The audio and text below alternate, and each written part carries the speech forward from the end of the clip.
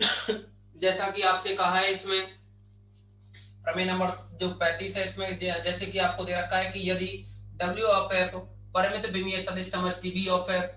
यानी परिमित विमीय सदिश समष्टि V ऑफ एफ है, V ऑफ एफ में जो अवयव हैं वो कैसे हैं, परिमित हैं, तो इसकी जो उप समष्टि है वो W है। तो आपसे कहा है कि जो खंड समष्टि V बाई W है, जो कि खंड समष्टि V बाई W को डिफाइन किया जाता है W प्लस स्मॉल v, जहां स्मॉल v इस कैपिटल V का एलिमेंट होता है, V परिमित विमा का होता है, यानी V की विमा परिमित है और W क्या है, इस V की उपसमष्टि है, तो फिर V बाई W की विमा भी क्या है, परिमित होगी, यानी V बाई W में भी जो अवयव होंगे ना वो कैसे होंगे, परिमित होंगे। तो हम करना क्या चाहेंगे कि ये जो V बाई W है ना, इस V बाई W का एक आधार है, आधार बताना चाहेंगे। और आधार बताने के लिए आपको पता है कि दो कंडीशन होती हैं, आपको याद होगा कोई समुच्चय S है, वह V का आधार होता है, V का आधार है यदि S के अवयव, यानी कैपिटल V का प्रत्येक अवयव S के अवयवों के एक घात संचय में हो, यानी कैपिटल V का प्रत्येक अवयव, कैपिटल V का प्रत्येक अवयव S के अवयवों के एक घात संचय में हो। और दूसरा पॉइंट होता है, दूसरा पॉइंट होता है कि ये जो S के अवयव है ना, S Li है, Li का मतलब लीनियर इंडिपेंडेंस, S क्या है, Li, Li यानी S के अवयव एक घात स्वतंत्र हैं। तो हम क्या है कि ये जो यहाँ V बाई W है ना, इसको आधार सिद्ध करेंगे। आधार सिद्ध करने के लिए हमें दो पॉइंटों की जरूरत पड़ेगी, लेकिन V बाई W, V का प्रत्येक अवयव, देखो हमने कहा कि S अगर V का आधार है तो ये कंडीशन होती है, लेकिन हम तो यहाँ सिद्ध करना चाह रहे हैं कि V बाई W के बारे में, किसके बारे में, V by W, V by W को आधार सिद्ध करना चाहेंगे। अब देखो V बाई W को अगर आधार सिद्ध करेंगे तो यहाँ S की जगह क्या लेना होगा, V बाई W, इसमें भी S की जगह क्या लेना होगा, V बाई W। ओके, तो पहले तो V बाई S के जो अवयव हैं उनको एक घात संचय के रूप में बताएंगे कि यानी V बाई S के जो अवयव हैं वो क्या एक घात संचय की फॉर्म में लिखे जा सकते हैं। दूसरा क्या है कि Li की फॉर्म है, V बाई S के एलिमेंट है उनको Li की फॉर्म में बताएंगे। तो ये मेन है अपना काम, इतना सिद्ध करना है हमें, पहले इतना सिद्ध करना है कि V बाई W है वो आधार हो जाए, क्योंकि आपको पता होगा कि ये जो V बाई W है ना, आधार होने के लिए V बाई W आधार है, तो आपको एक बात याद होगी कि S अगर V का आधार है तो इसकी विमा के बारे में जिक्र किया था। विमा आधार में अवयवों की संख्या जो होती है, आधार S में अवयवों की संख्या होती है, वो V की विमा कहलाती है। अगर S में n अवयव हैं तो विमा जो n होगी ना V की, विमा V बराबर n होगी, यानी S के अवयवों की जो संख्या होती है वो V की विमा कहलाती है। तो देखेंगे आप यहाँ आपसे कहा है कि W of F V of F की, यानी आपसे कहा है इसमें यहाँ कि W ऑफ F परिमित विमीय सदिश समष्टि V ऑफ F की उपसमष्टि है, चूंकि W ऑफ F परिमित विमीय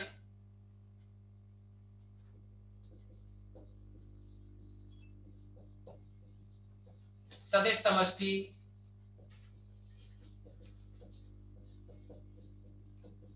V ऑफ F की उपसमष्टि है, और इसमें जो W का आधार है वह मान लीजिए W1 W2 W3 Wn है, एवं W का आधार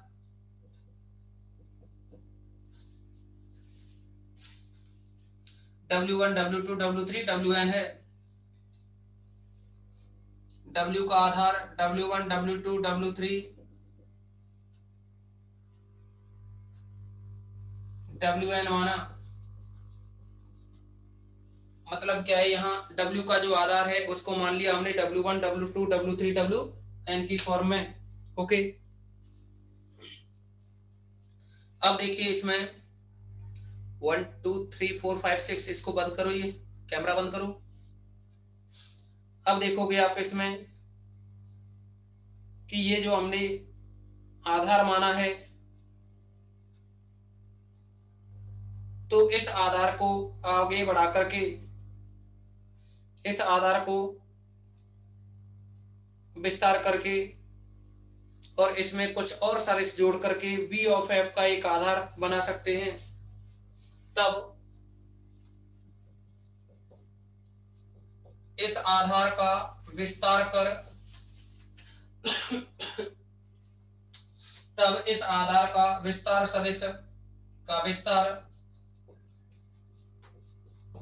सदिश V1 V2 V3 Vm, देखिए W में जो एलिमेंट है वो W1 W2 W3 Wn है, और V के जो एलिमेंट है वो V1 V2 V3 Vm है। तो यानी इसमें हमने W1 W2 Wn में कुछ और सदिश V1 V2 V3 Vn इनको ऐड करके, इनको जोड़ करके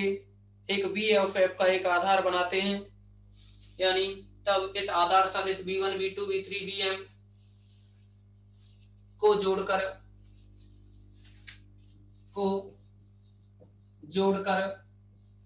V का एक आधार, कैपिटल V का एक आधार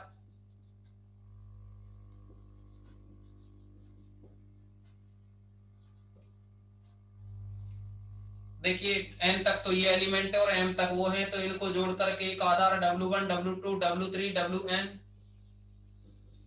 V1 V2 V3 Vn Vm प्राप्त कर सकते हैं।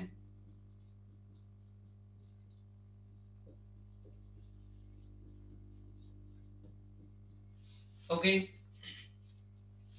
एक और बात यहाँ कि W क्या है, V की उपसमष्टि है। अगर W V की उपसमष्टि है तो फिर यहाँ जो W की जो विमा होगी वह V की विमा से कम होगी या फिर बराबर होगी, क्योंकि W of F V of F की उपसमष्टि है, तब dimension of W less than equal dimension of V, क्योंकि W V की उपसमष्टि है तो W सबसेट ऑफ V होगा ना, तो W में जो अवयवों की संख्या होगी वो V से कैसी होगी, या तो कम होगी या फिर बराबर होगी।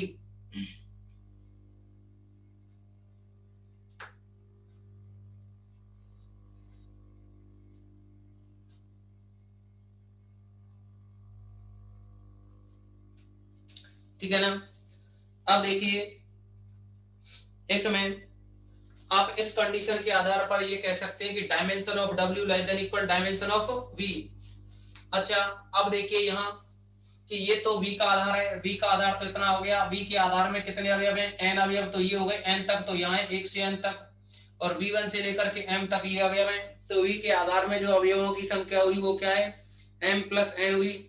V के आधार में अवयवों की संख्या m प्लस n हुई, और W के आधार में यानी W में जो अवयवों की संख्या है वह n m रही, यानी W में जो अवयवों की संख्या है वो n, तो आप ये लिख सकते हो, अतः W की विमा बराबर n, क्योंकि W में जो अवयव है ना, W में n अवयव है, और इस V के आधार की बात करें तो इसमें कितने हैं, n तो अवयव यहाँ तक हो गए और m अवयव हो गए, V1 V2 V3 Vm अवयव हो गए वहां, तो इन दोनों का जो योग होगा वह डायमेंशन ऑफ W के बराबर होगा, डायमेंशन ऑफ W, तथा dimension of W equal to dimension of V is equal to, देखिए V में क्या है, m प्लस n अवयव है, इस V के आधार में अवयव कितने, n तो ये हो गए और m ये हो गए, तो m प्लस n अवयव हो गए, लेकिन W के आधार में कितने अवयव हैं, n है, तो इसका मतलब W की जो विमा होगी, या फिर आप ऐसे लिखो, ऐसे भी लिख सकते हो ना इसको, विमा यानी डायमेंशन ऑफ W, यानी W की विमा कितनी है, n है। याद रखने होंगे आपको ये बातें कि dimension of W equal to n, dimension of W is equal to n, और dimension of V is equal to m plus n। इन दो पॉइंट की जरूरत पड़ेगी, इन दो पॉइंट की क्या है, जरूरत पड़ेगी। अब देखो जैसा कि हमने कहा है कि W क्या है कि यहाँ आधार है, आधार है, और V क्या है, V है वह एक सदिश समष्टि है, और सदिश समष्टि है, और W यानी जो अभी V का आधार बनाया आपने,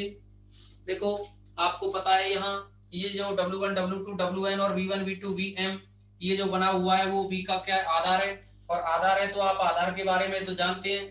कि अगर S V का आधार है तो इस V का हर एक अवयव स्मॉल v, इस S के जितने भी अवयव होंगे, S में कितने अवयव मान लीजिए V1 V2 V3 V4 या Vn है, तो इस कैपिटल V का हर एक अवयव जो स्मॉल v है वो α1 V1 plus α2 V2 plus α3 V3 यानी इनके एक घात संचय के रूप में व्यक्त किया जा सकता है। और दूसरा क्या है, ये जो अवयव हैं S के वो एक घात स्वतंत्र होंगे, यानी α1 V1 plus α2 V2 plus αn Vn equal to 0 होगा, जहां सभी α1 हैं α2 हैं वो कैसे होंगे, 0 होने चाहिए। ये कंडीशन होती है ना Li होने के लिए, अर्थात एक घात स्वतंत्र होने के लिए ये कंडीशन बनती है। तो अब देखिए इसमें इसी कंडीशन का हम यूज करेंगे, इसी कंडीशन का क्या है, उपयोग करेंगे। तो आप ये कह सकते हैं, माना कोई सदिश small v belongs to capital V इस प्रकार है कि माना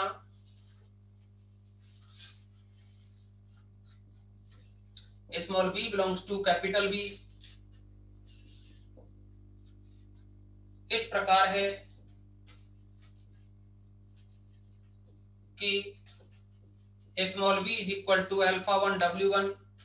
प्लस α2 W2 प्लस α3 W3, यानी α1 W1 plus α2 W2 plus α3 W3 plus में αn Wn प्लस, अभी तो देखो इस S जो आधार है ना, ये आधार ऐसे समझे ये S की जगह काम करेगा,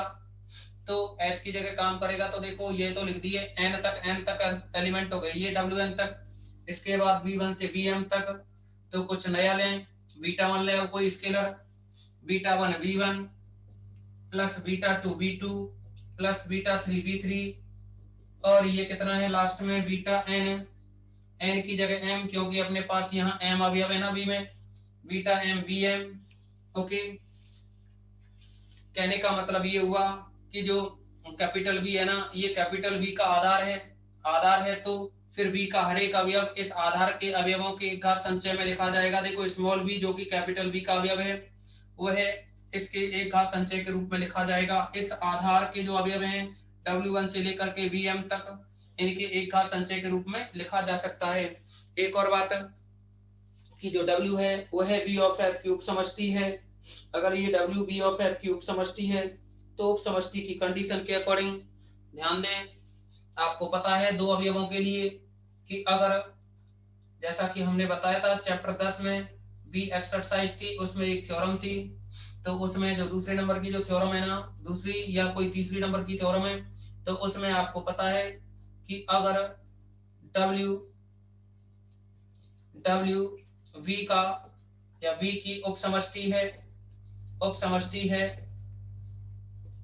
तब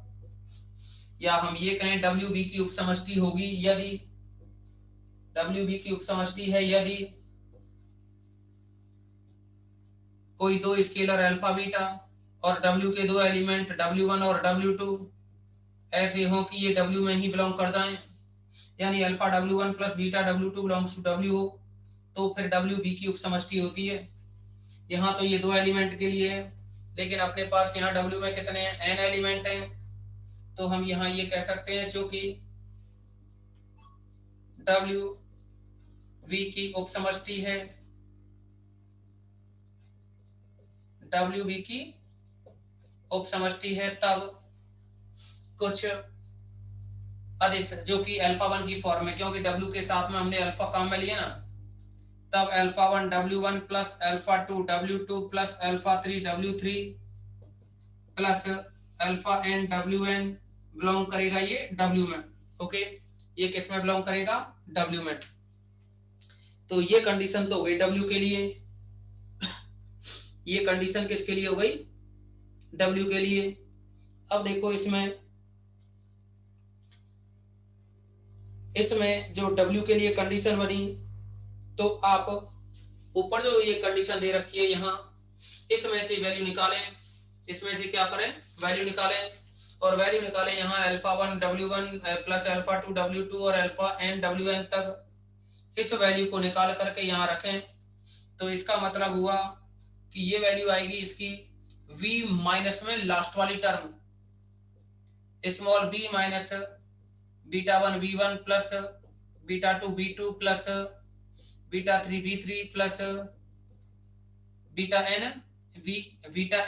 Vm। तो ये भी फिर किस में बिलोंग करेगी? W में। ठीक है ना। अब देखो, अब हम बात कर रहे हैं W प्लस V की, क्योंकि ये W प्लस V है ना, ये जो W प्लस V है वो है V बाई W, जो खंड समष्टि है इसका अवयव होगा, क्योंकि खंड समष्टि में W प्लस V टाइप के एलिमेंट होंगे, जहां V है वो कैपिटल V में बिलोंग करेगा। ओके, तो आप W प्लस V को इतना लिख सकते हो, और यहाँ W प्लस V की वैल्यू है आपके पास alpha 1 W1 plus alpha 2 W2 plus alpha 3 W3 plus alpha n WN, plus में है फिर बीटा 1 V1,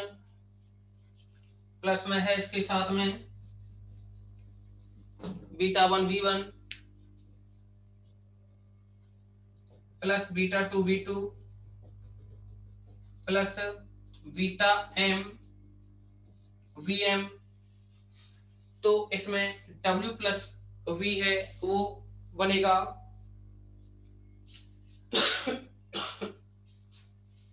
वो बन जाएगा W प्लस। देखिए हमने कुछ नहीं किया, यहाँ V की वैल्यू रखी है यहाँ से। अब देखो आप, ये जो टर्म है ना, ये W alpha 1 W1 alpha 2 W2 W में बिलोंग कर रहा है, W में बिलोंग कर रहा है, तो इसका मतलब हुआ एक तरह से ऐसे समझो H प्लस A है, A H में बिलोंग कर रहा है, यानी A है वो H प्लस A में बिलोंग कर रहा है, तो इसको आप सिंपली H के ही इक्वल लिख सकते हैं। एक थ्योरम थी उप ग्रुप में जो कि उसके सैकुलर के लिए बताई गई थी, तो उसके अकॉर्डिंग आप देखोगे ये जो एलिमेंट है, या हम ये कहें एक ब्रैकेट के फॉर्म में, यहाँ ये जो ब्रैकेट है ना, ये वाला ब्रैकेट W में बिलोंग कर रहा है, तो इसको आप लिख सकते हो इक्वल टू W प्लस, क्योंकि ये जो टर्म है वो तो क्या W में बिलोंग कर ही रहा है, तो इसको अपना लिख करके, और ये लिखा जा सकता है beta 1 V1 plus beta 2 V2 plus last में है ये beta m Vn, beta m Vm,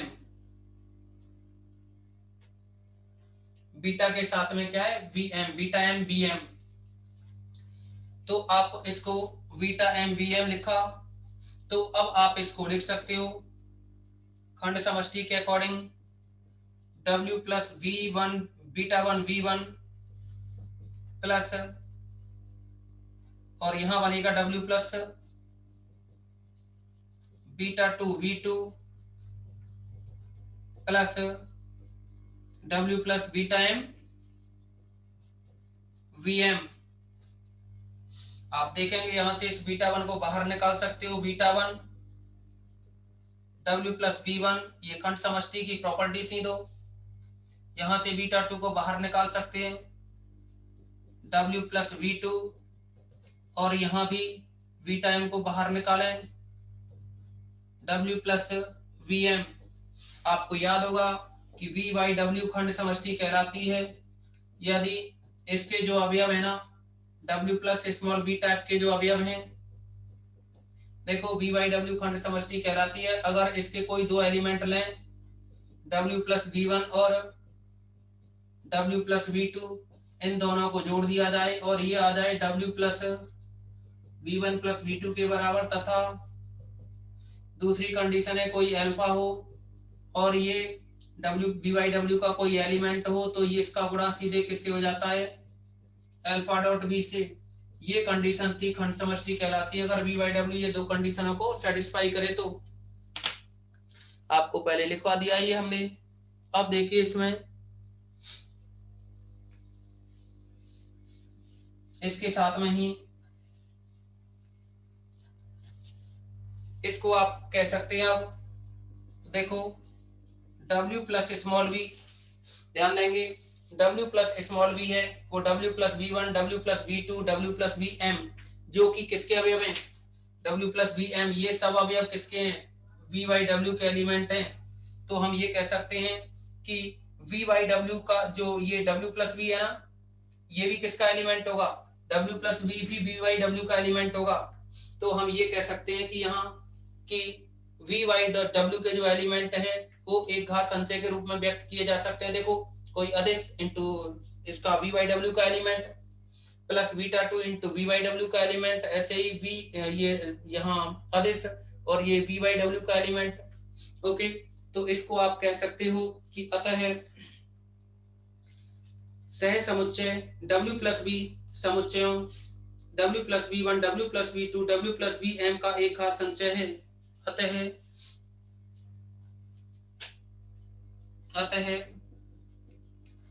सह समुच्चय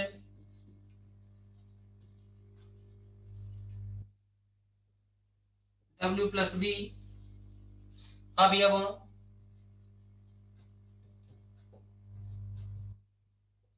W plus B1, W plus B2, W plus BM के अवयव W प्लस BM का एक घात संचय है। तो देखिए V बाई W को आधार बताने के लिए पहले हमने एक घात संचय बता दिया। अब इस एक घात संचय के साथ साथ हम बताएंगे कि ये इसका आधार है। आधार बताने के लिए भी LI और प्रूव करना है कि ये जो W plus V1, W plus V2, W plus VM है, ये क्या है, यानी एक घाततः स्वतंत्र है, लीनियर इंडिपेंडेंस है। ओके, तो इसको प्रूव करने के लिए एक इन दो बातों को ध्यान में रखोगे कि B का आधार ये है W1, W2, Wn, V1, V2, Vm, और जो W का आधार है वो है W1, W2, Wn। इनको आप ध्यान में रखेंगे।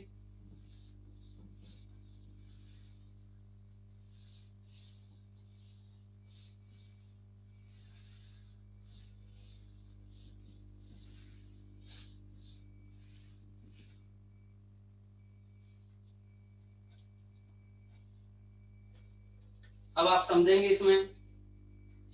कि इनको एक घात का स्वतंत्र सिद्ध करने के लिए, यानी अब W plus B1, W plus B2 और W प्लस VM को एक घाततः स्वतंत्र सिद्ध करने के लिए या स्वतंत्र सिद्ध करेंगे।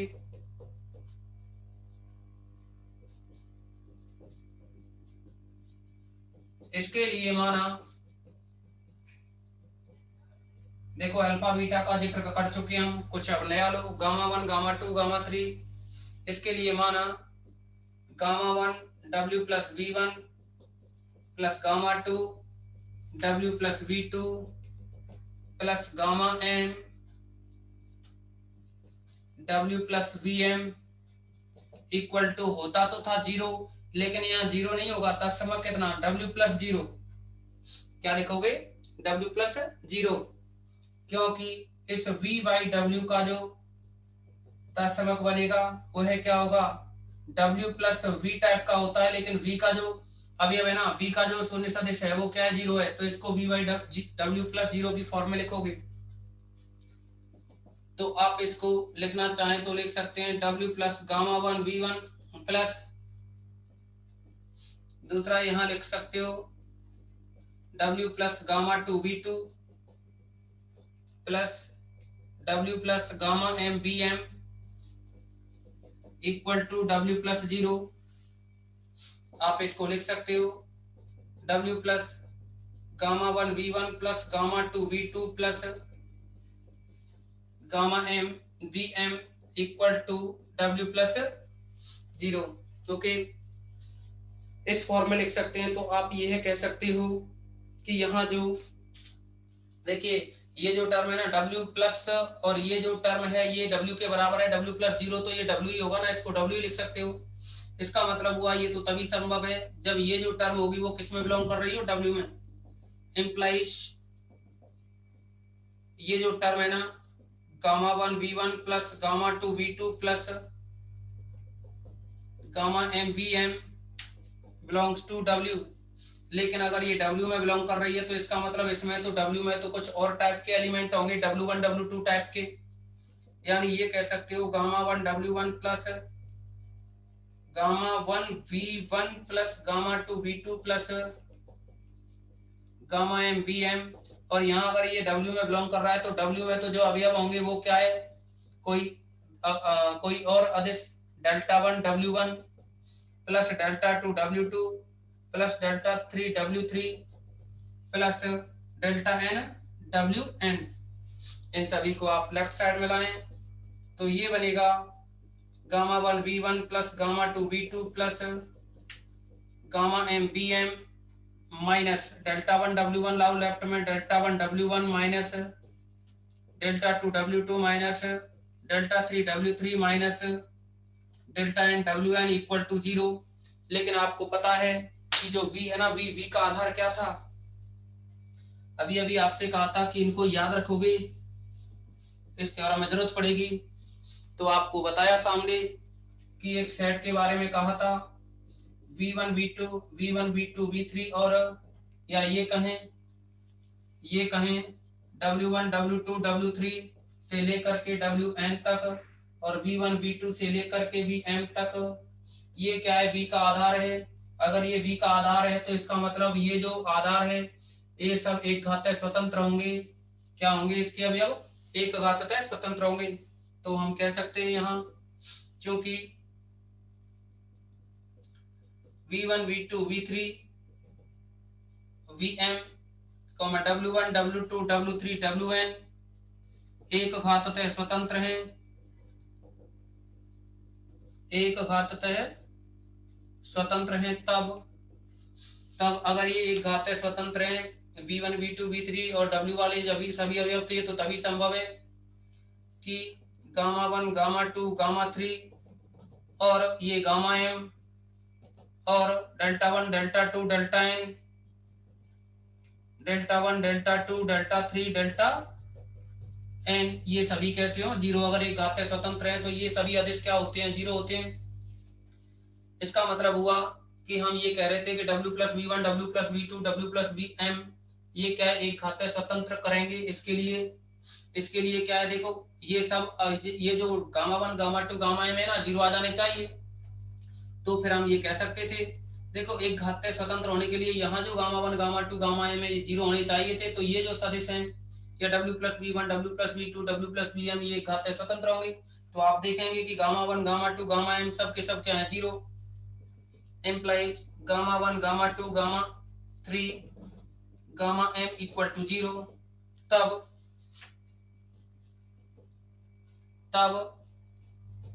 W plus V1 W plus V2 W plus VM एक घातीय स्वतंत्र हैं। यानी आपने देखा कि ये जो W plus V1 W plus V2 W plus VM है ये एक घात संचय के रूप में भी है और एक घात स्वतंत्र भी है। तो अगर ये ऐसी कंडीशन है, क्योंकि ये सब अवयव हैं W plus V1 W plus V2 ये सब किसके हैं, V बाई W के। तो हम ये कह सकते हैं कि V बाई W है वो है S का, सॉरी V बाई W है वो क्या होगा, आधार है। हम कह सकते हैं अतः W plus V1 W plus V2 W plus VM खंड समष्टि का आधार है। अतः W plus V1 W plus V2 W plus VM खंड समष्टि का आधार है, खंड समष्टि का आधार है। अब देखो ये खंड समष्टि का आधार है, तो इसका मतलब हुआ अगर बी बाई डब्ल्यू आधार हो गया, यानी बी बाई डब्ल्यू आधार है, तो इसका मतलब हुआ कि इसमें जो अवयव होंगे वो निश्चित होंगे, और निश्चित होंगे तो बी बाई डब्ल्यू में जो अवयव हैं देख सकते हैं कि बी बाई डब्ल्यू में जो अवयव है ना 1 2 से लेकर के m तक हैं। तो हम यहाँ ये कह सकते हैं कि dimension of B by W equal to m, क्योंकि W plus V1 W plus V2 W plus VM m तक अवयव है। ये कितने तक है? ये m तक अवयव है, तो इसका मतलब B बाई डब्ल्यू की जो विमा है वो m है। आप इसको ऐसे भी लिख सकते हैं m प्लस n में से n घटा दें, m प्लस n में से n घटा दें, तो m प्लस n की बात करें तो m प्लस n क्या डायमेंशन ऑफ v है, तो इसको लिख सकते हो डायमेंशन ऑफ v। और n क्या है? डायमेंशन ऑफ w, माइनस का n की जगह लिख सकते हैं आप डायमेंशन ऑफ w, जो कि इक्वल है dimension of v by w के। तो आपको स्टूडेंट्स केवल इस थ्योरम में इतना ही प्रूव करना था। ओके, आज की इस मीटिंग में बस इतना ही।